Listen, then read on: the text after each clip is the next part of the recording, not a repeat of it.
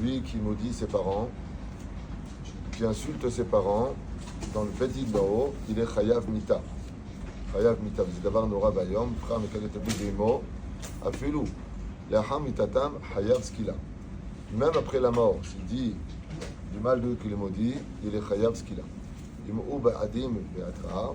Surtout s'il a eu des témoins et qu'il a été mis en garde de ne pas le faire.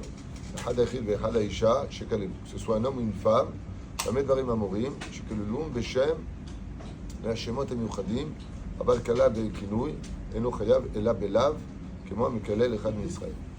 on parle ici vraiment des malédictions qui sont citées dans la Torah, mais si simplement il a dit une mauvaise parole, alors il est considéré comme étant, comme si qu'il a, le din, c'est comme si il s'adresse à une personne, un autre juif.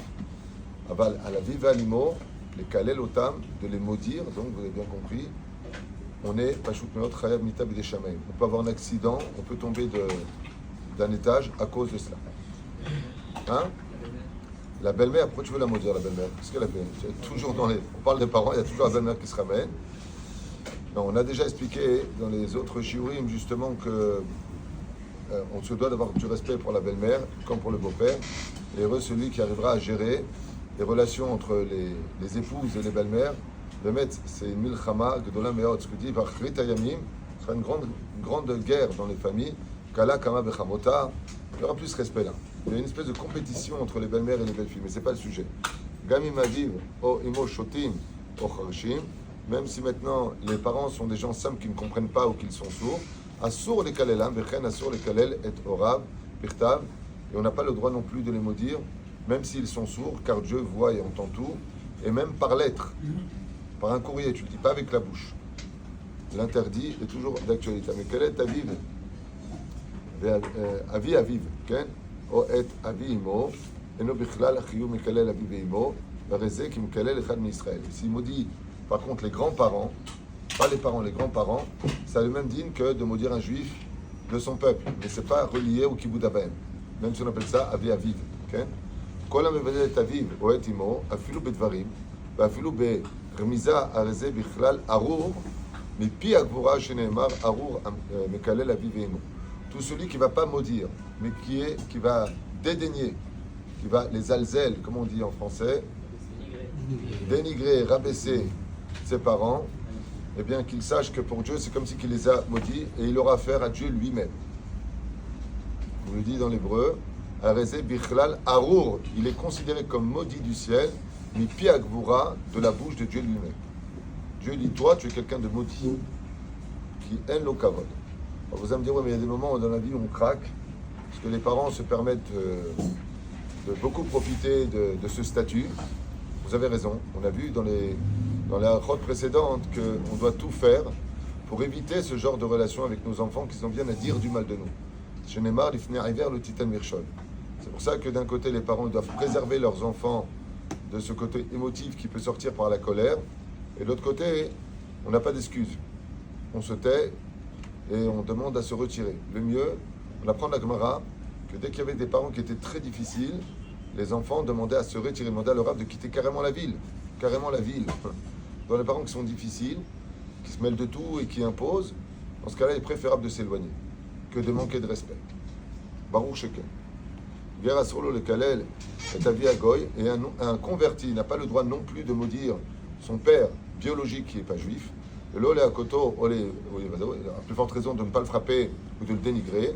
Chez l'eau, Yombrou, Banou, Bikdusha, Chamura, Bikdusha Kala.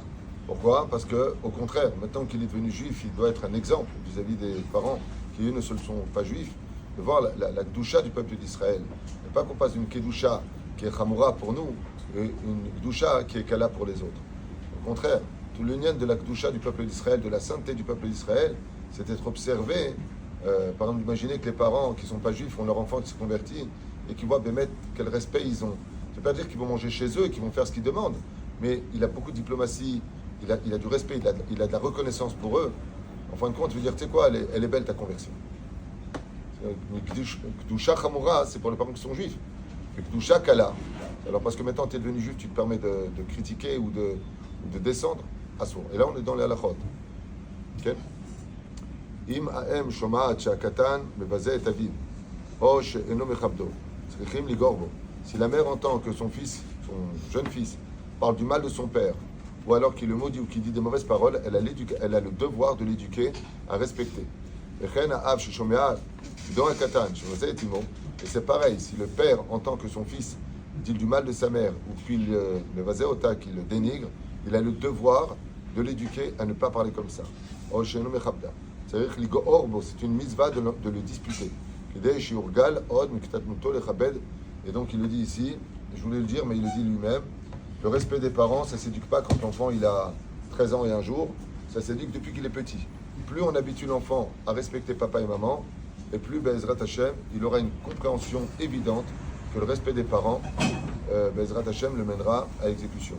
Le problème qu'on a, c'est qu'on veut très souvent être les copains, comment vous dire, on veut tout donner à nos enfants parce qu'il y a beaucoup de problèmes, alors malheureusement on descend, et on garde plus ces distances qui, en fin de compte, permettent à l'enfant de les vasot et taorim, c'est-à-dire de dénigrer les parents. Et ça, c'est une grave erreur qui est commise. Rabbi Nachman écrit carrément qu'un père doit jouer avec son fils, mais pas trop. Il dit pourquoi? De peur que le fils il comprenne que c'est plus un père, mais un copain. Yesh Inyan chez Bezrat Hashem, que le père se conduise comme un père, un exemple, avec un charisme, avec une personnalité, et que Bezrat Hashem, que le fils il ressent toujours un peu de mérite de parler avec son père, que Bémet, il y ait cette différence et non pas le côté constamment copain, on voit des choses ensemble, on fait des choses ensemble. Non, garde un peu tes distances de telle façon à ce que ton fils ne tombe pas dans le piège dans un moment d'émotion. Comme tu te comportes comme un copain, tu sors avec lui comme un copain. Alors comment il te voit lui? Comme un copain. Donc tu ne peux pas lui en vouloir de te manquer de respect, comme un copain.